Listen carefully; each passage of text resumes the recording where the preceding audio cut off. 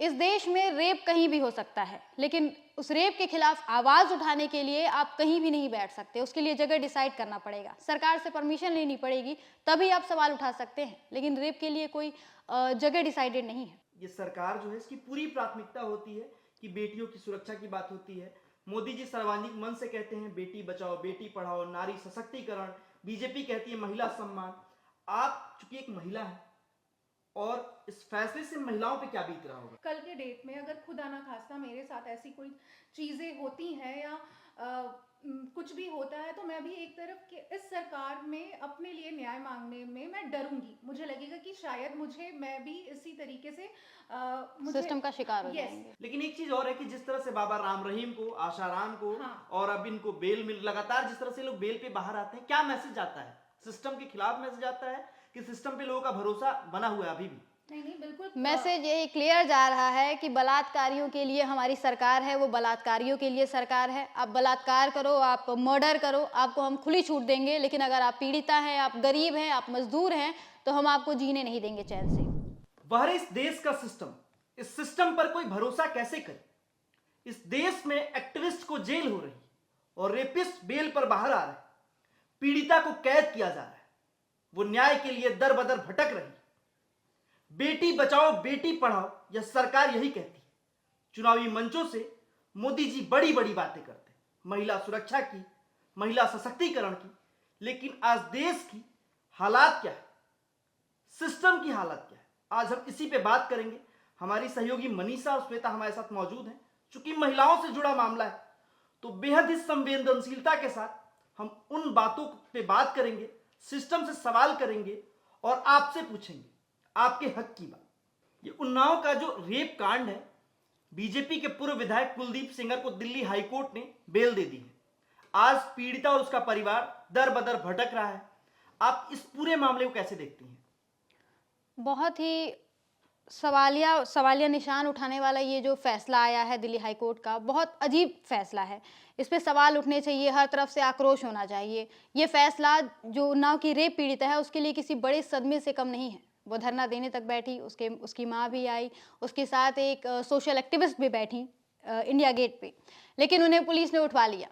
वहाँ social activist ने एक लाइन बोली थी जो काफ़ी मतलब सोचने वाली बात है। उनका कहना था कि इस देश में रेप कहीं भी हो सकता है, लेकिन उस रेप के खिलाफ आवाज उठाने के लिए आप कहीं भी नहीं बैठ सकते। उसके लिए जगह डिसाइड करना पड़ेगा, सरकार से परमिशन लेनी पड़ेगी, तभी आप सवाल उठा सकते हैं। लेकिन रेप के लिए कोई जगह डिसाइडेड नहीं है। जो बहुत ही ज़्यादा घिनौना घटना है ये, और उस पर जो फैसला आया है ये और भी ज़्यादा घिनौना है।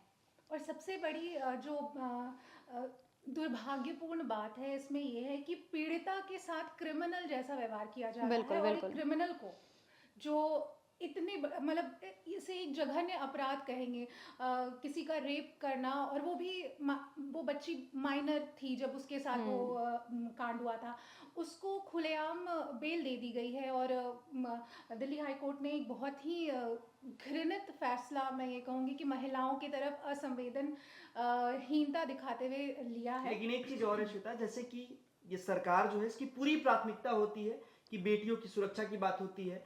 मोदी जी सर्वांगीण मन से कहते हैं बेटी बचाओ बेटी पढ़ाओ, नारी सशक्तिकरण।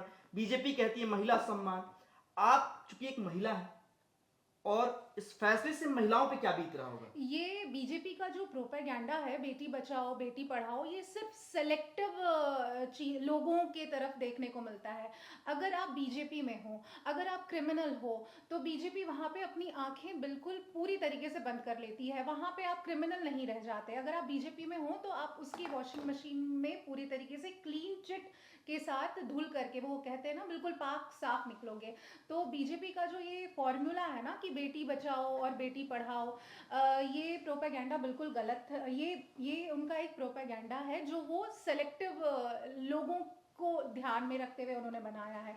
तो और इस पूरे फैसले से, ये जो पूरा फैसला है, पूरे फैसले से मैं ये कहूँ कि अगर मैं अपनी पर्सनल बात चीज़ों को लेकर आगे बढ़ूँ, तो अगर मैं भी बीजेपी सपोर्टर नहीं हूँ और कल के डेट में अगर खुदा ना खास्ता मेरे साथ ऐसी कोई चीज़ें होती हैं या कुछ भी होता है तो मैं भी एक तरफ कि इस सरकार में अपने लिए न्याय मांगने में मैं डरूंगी। मुझे लगेगा कि शायद मैं भी इसी तरीके से मुझे सिस्टम का शिकार हो यस, जाएंगे। तो ये बहुत ही गलत है और ये जो फैसला है वो सरकार का या जो जिसके भी दबाव में है, जाहिर सी बात है कि सरकार के ही दबाव में है, ये बिल्कुल गलत है।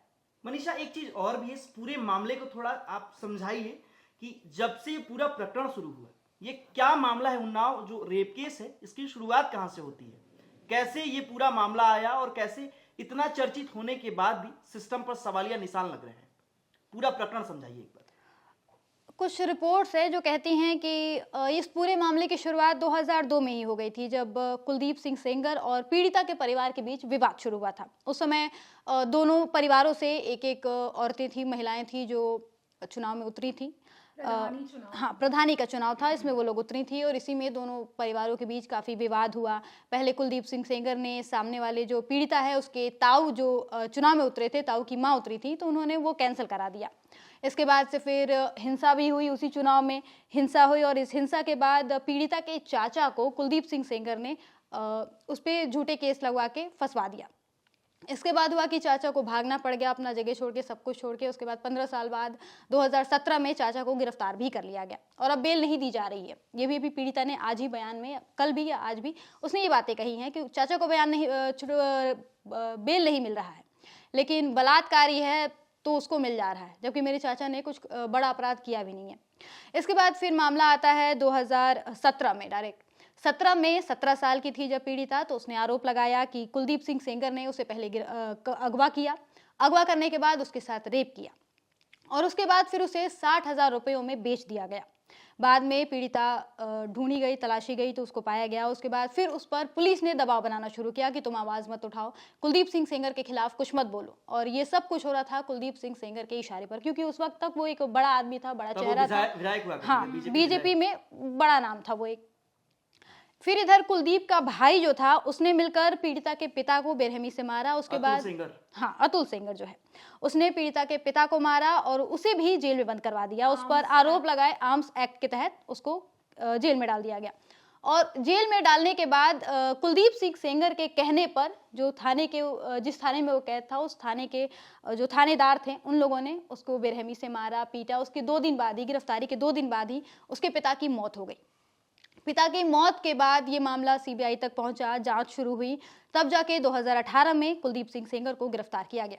लेकिन उसके बाद भी जो उसकी हरकतें थी, उसके जो साजिशें थी, वो खत्म नहीं हुई। 2018 के बाद जब वो गिरफ्तार हो गया था, उस दौरान उस केस में जो मुख्य गवाह थे, उसने उन्हें भी मरवा दिया। 19 में उनकी हत्या हो गई थी, जुलाई 2019 में, एग्जैक्ट डेट ये है। ये हुआ था रायबरेली में, एक संदिग्ध हादसा हुआ, सड़क हादसा। पीड़िता की कार को किसी ट्रक ने टक्कर मार दी। उसमें पीड़िता की चाची और मौसी की मौत हो गई। उसमें उसका वकील भी था पीड़िता का, जो घायल हुए और पीड़िता भी घायल हुई, इलाज कराया गया उनका। पीड़िता 6 दिनों तक वेंटिलेटर पे थी उस वक्त। उसके बाद फिर 2019 में सुप्रीम कोर्ट ने इस मामले को यूपी से हटाकर दिल्ली ट्रांसफर किया और कुछ ही दिनों में दिसंबर 2019 में कुलदीप को दोषी ठहराते हुए उम्र कैद की सजा दी गई। इसके अलावा पीड़िता के पिता की हत्या मामले में भी उसे 10 साल की सजा हुई। सेंगर के अलावा उसके भाई अतुल सिंह सेंगर को भी 10 साल की सजा सुनाई गई। उसके बाद सुप्रीम कोर्ट में एक और चीज बड़ा ध्यान देने वाले है कि सुप्रीम कोर्ट के आदेश से 2019 में पीड़िता, उसके परिजनों, गवाहों और वकील को सीआरपीएफ की सुरक्षा मिली थी, लेकिन अप्रैल 2025 में यह सुरक्षा हटा ली गई। केवल अब पीड़िता को दिल्ली यूनिट से सुरक्षा बहाल की गई है, यानी उसका परिवार और गवाह अब खतरे में है। पीड़िता को जब कुलदीप सिंह सेंगर को ये बेल मिली है, तो सबसे ज्यादा उसका डर यही है कि अब उसका परिवार, उसके जो गवाह है, वो सुरक्षित नहीं रहेंगे। जब वो उसके परिवार को मरवा सकता है, उसके पिता को मरवा सकता है, तो फिर वो उन गवाहों को भी नहीं छोड़ेगा, उसके परिवार को भी नहीं छोड़ेगा। सबसे बड़ा डर उसका यही बना हुआ है इस समय। लेकिन एक चीज और भी है श्वेता, ये मैं जानना चाहता हूँ, जैसे बीजेपी में जो भी महिलाओं के खिलाफ अपराध करने वाले, चाहे वो ब्रिजभूषण शरण सिंह पे जिस तरह के आरोप लगे, चाहे कुलदीप सिंह सेंगर तो कन्विक्टेड थे, प्रज्वल रेवन्ना थे, नीतीश कुमार ने अभी एक महिला का बुर्का खींच दिया, उसके बाद भी बीजेपी की पूरी मशीनरी जो है लोगों को बचाने में लग जाती है और मीडिया मौन हो जाता है। कैसे देखते हैं इसको? सर, मीडिया की अगर बात करें तो मीडिया तो बिल्कुल ही पूरी तरीके से बिका हुआ है, बीजेपी के फंडिंग पे चलता है। वो कभी भी वो जो मुद्दे होते हैं उस पे बात नहीं करेगा। तो अगर इस पे मीडिया खामोश है तो ये मुझे कोई मतलब ये कोई चौंकाने वाली बात नहीं है, वो हमें पता था कि मीडिया खामोश ही रहेगी, क्योंकि ये बीजेपी और बीजेपी से जुड़े लोगों की जो मामले हैं उस पर बात करनी है या उस पर बहस करनी है, तो मीडिया का मौन रहना कोई बहुत सरप्राइजिंग एलिमेंट। लेकिन एक चीज और है कि महिलाएं जो हैं मीडिया में बहुत आगे हैं, बहुत चर्चित, बहुत सारे ऐसे नाम हैं, हाँ। और वो भी इस मसले पे नहीं बोल रही। इसको कैसे देखते हैं आप महिला? अब आप देखिए ना, अब आप एक पोस्ट पे हो, एक बहुत ही बड़ी एंकर, आपने चित्रा त्रिपाठी का ट्वीट कुछ दिनों से आपने देखा होगा, जब उन्होंने सीएम जो है हमारे बिहार के, उनके बुर्खा खींचने को उन्होंने जस्टिफाई किया था, ये कहते हुए कि वो एक पिता तुल्य है, तो ये कहीं से गलत नहीं है। तो आप सोचिए कि ये मीडिया जो है वो इस तरीके से अपने विचार को आगे रखती है, वो कैसे डिफेंड करती है, गलत चीजों को भी वो गलत नहीं बोलती, वो बायस्ड रहती है पार्टी को देखिए लेकर बात के। यह है ना कि वो महिला हैं, वो ये बात भूल गई हैं, हाँ। उन्हें महिला होने से अब कोई लेना देना नहीं, उनके लिए जरूरी है तो फिर बीजेपी की तरफ से जो मिल रहा पैसा है वो जरूरी रह गया। चाटुकारिता चाटुकारिता में जरूरी वो है। इतने आगे बढ़ चुकी है कि वो अपना धर्म तक भूल गई लेकिन हैं एक कि मैं चीज और है ना पत्रकार कि हूँ। चूंकि आप महिला होने के नाते सबसे पहली प्राथमिकता आपकी होती है कि जो महिलाओं की बात है, महिलाओं के लिए न्याय की बात है, उसको हम उठाएं। वो तो चूंकि मीडिया में आप कोई लोग नहीं कर महिला, रहा इसलिए है। हम पूछ रहे हैं आपसे, आप लोग क्या लगता है? कोई नहीं उठा रहा है, मीडिया में तो खासकर कोई नहीं कर रहा है। अंजना हो गई, नविका हो गई, कई सारी महिलाएं हैं, चित्रा हो गई, रूबिका हो गई, कई सारी महिलाएं हैं जो मीडिया में इस समय टॉप पर बैठी हुई हैं, लेकिन वो लोग इन सब मुद्दों पर बात नहीं करती हैं, बात करने से डर रही हैं या पता नहीं क्या बात है, लेकिन वो लोग इन मुद्दों पर बात नहीं करती। उल्टा चित्रा जैसी महिलाएं हैं जो इतने बड़े पद पर होकर भी नीतीश कुमार या महिला के खिलाफ कोई भी अपराध होता है, कोई घटना होती है तो उसका और वो लोग पक्ष लेने लगती हैं, बताने लगती हैं कि नहीं ये भी अच्छा हुआ है। जैसे हमने इसी मामले में देखा, जैसा कि श्वेता जी ने भी बताया, चित्रा ने एक बार नहीं, दो बार नहीं, कई बार नीतीश के जो हरकत थी उसको जस्टिफाई करने की कोशिश की, ये कहते हुए कि नहीं ये महिलाओं को आज़ादी दिलाने वाला काम है, महिलाओं को बराबरी का हक मिलने वाला काम है। तो जहां एक महिला होकर भी ये लोग महिलाओं का साथ नहीं दे रही हैं तो कोई मतलब नहीं है इनको ये कहने का लेकिन कि एक चीज और है कि ये जो उन्नाव रेप केस है, इस मामले को मीडिया उठा रही है, क्या आपको लग रहा है सर? नहीं, अभी तक हमने कहीं नहीं देखा, कहीं कोई डिबेट नहीं हो रहा है, कोई चर्चा नहीं हो रहा है। चर्चा नहीं हो रही, कोई पैनल नहीं लेकिन बैठा। जिस तरह की तस्वीरें आ रही हैं बहुत भयावह है कि रेप पीड़िता की मां को खींचा जा रहा है, रेप पीड़िता को सीआरपीएफ वाले कैदी बनाए हुए हैं, और जिस तरह लोग रो रहे हैं, बिलख रहे हैं, इस पे बात होनी चाहिए। बिल्कुल होनी चाहिए। ये हमारे मतलब महिला सुरक्षा का क्या मामला है, इस पे बात तो होनी चाहिए। अगर मीडिया हाउसेस, जो बड़े रेप्यूटेटेड मीडिया हाउस है, वो बात नहीं करेंगे तो आने वाले समय में हम अपने आने वाली जो पीढ़ियां हैं, स्पेशली जो फीमेल है या जो बच्चियां हैं जो अपने शहर को छोड़ करके दूसरे शहर आती हैं पढ़ाई करने के लिए, जो सोचती हैं कि हम जैसा कि नीतीश और बाकी जो पूरी की सरकारी दावा जो करती जो है। सरकारी जो उनका एक बेटी बचाओ बेटी पढ़ाओ वाला प्रोपेगेंडा जो चलता है, उस चीज को अगर कंसिडर करके वो बाहर निकल रही है, एक परिवार जब अपनी बेटी को बाहर पढ़ने भेज रहा है तो वो कैसे निश्चिंत होकर रहेगा कि मेरी बेटी के साथ कल के कुछ डेट गलत में नहीं कुछ गलत ना हो, और अगर कुछ गलत हो तो फिर मैं उस चीज के लिए क्या करूं, कहाँ जाऊं, मेरे पॉलिटिकल प्रेशर आपके पास, अगर आप, ये तो वही बात हो गई ना कि आप अन्याय भी आपके साथ हुआ, आप पीड़ित हो, लेकिन आपको ही और ज्यादा प्रताड़ित किया जा रहा है। लेकिन एक चीज और है कि जिस तरह से बाबा राम रहीम को, आशाराम को, हाँ। और अब इनको बेल मिल, लगातार जिस तरह से लोग बेल पे बाहर आते हैं, क्या मैसेज आता है? सिस्टम के खिलाफ मैसेज आता है कि सिस्टम पे लोगों का भरोसा बना हुआ है अभी भी? नहीं बिल्कुल मैसेज यही क्लियर जा रहा है कि बलात्कारियों के लिए हमारी सरकार है, वो बलात्कारियों के लिए सरकार है। आप बलात्कार करो, आप मर्डर करो, आपको हम खुली छूट देंगे, लेकिन अगर आप पीड़िता हैं, आप गरीब हैं, आप मजदूर हैं, तो हम आपको जीने नहीं देंगे चैन से, भले ही आप कितने भी अच्छे क्यों ना हो। अगर आप क्राइम क्रिमिनल हो तो हम आपकी बड़ी सेवा करेंगे, बड़े ऊंचे पद पर बैठा देंगे, गरीब हैं, आम हैं, हाँ आपसे हाथ मिलाएंगे, आपके लिए वोट मांगने जाएंगे, कहेंगे कि हमारे मित्र हैं। लेकिन वहीं अगर आप गरीब हैं, आम आदमी हैं, तो आपकी कोई पूछ नहीं होगी। क्या आपको लगता है कि सिस्टम पे भरोसा लोगों का कायम रहेगा अगर इस तरह के फैसले आएंगे तो? बिल्कुल नहीं, मुझे नहीं लगता कि इस तरीके के फैसले आने पर किसी भी एक आम नागरिक का जो भरोसा है वो हमारी सरकार या हमारे कानून व्यवस्था पर होगा। जिस तरीके से कल जो प्रोटेस्ट को लेकर के दिल्ली पुलिस ने जो कदम उठाया है, बल्कि होना ये चाहिए था कि उन्हें इन सब चीज़ों को लेकर के उन्हें एक बकायदा, क्योंकि बात कहने का अधिकार तो सबको है, वो उनका तरीका था प्रोटेस्ट का, वो कहीं से गलत चीज़ों को लेकर प्रोटेस्ट नहीं कर रही थी, उस पे ये रवैया ये बिल्कुल गलत है। तो ये हकीकत है सिस्टम की और इस सरकार की, उस सरकार की जो दावा करती है कि बेटियों की सुरक्षा हमारी प्राथमिकता है। आपने इस पूरे डिबेट को सुना, हमने पूरा प्रकरण भी बताया कि उन्नाव रेप केस में क्या कुछ हुआ था, कैसे इस रंजिश की शुरुआत हुई थी, किस तरह से पीड़िता के परिवार को निशाना बनाया गया, और अब इस मामले का जो मुख्य आरोपी था, जिसको रेप केस में उम्र कैद की सजा सुनाई गई थी, उसको दिल्ली हाई कोर्ट ने सस्पेंड कर दिया। और अब खबर है कि कुलदीप सिंह सेंगर कुछ ही दिनों में बाहर भी आ सकते हैं, लेकिन रेप पीड़िता चुप नहीं बैठने वाली। उसका कहना है कि हम सुप्रीम कोर्ट जाएंगे। मनीषा, क्या लगता है कि सुप्रीम कोर्ट की चौखट पे जाने से जो पीड़िता है उसको न्याय मिलेगा? उम्मीद लगाई जा सकती है। अभी तो फिलहाल जैसी हमारी सरकारें हैं उससे कुछ खास भरोसा नहीं है, लेकिन सुप्रीम कोर्ट से थोड़ी बहुत अच्छा, एक उम्मीदें चीज हैं। और है, जो दर्शक हैं वो लोग कहेंगे कि चूंकि ये मामला कोर्ट का है तो आप लोग सरकार को क्यों कोस रहे हैं, तो एक इसका जवाब आप दीजिए कि सरकार को आप दोषी क्यों बता रही हैं?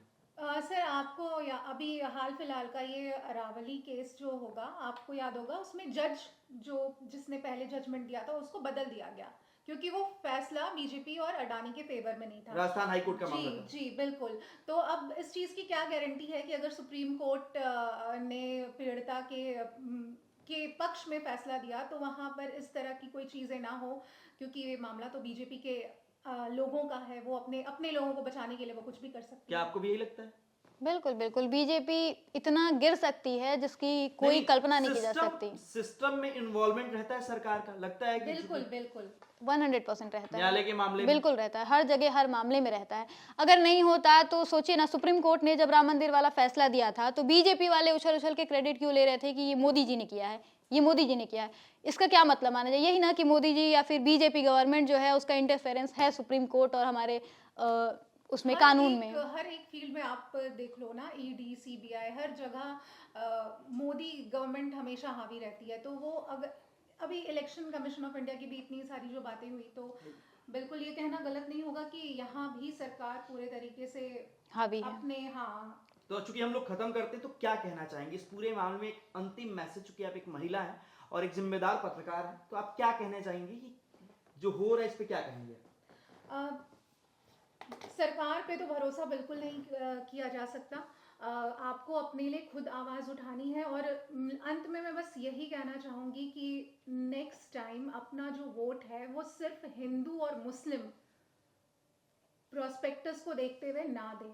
वोट उसे दे जो बेरोजगारी की बात करे, जो महिला सुरक्षा की बात करे, जो महंगाई की बात करे, जो बेसिक जो मुद्दे हैं उस पर आवाज़ उठाए, आपकी आवाज़ बने, जनता की आवाज़ बने। और अभी के लिए भी ये किया जा सकता है कि जो इस देश की महिलाएं हैं, पुरुषों से ठीक है नहीं करना है, महिला है एक, तो इस देश की महिलाएं उसके लिए आवाज़ उठा सकती हैं, सड़कों पर उतर सकती हैं। दिल्ली से लेकर राजस्थान से लेकर हर एक राज्य में अगर महिलाएं सड़कों पर उतरती हैं तो सरकार पर दबाव बनेगा और इससे उस महिला की आवाज़ को और बुलंदी मिलेगी। तो महिलाएं आगे बढ़ें और आवाज़ उठाएं उसके लिए।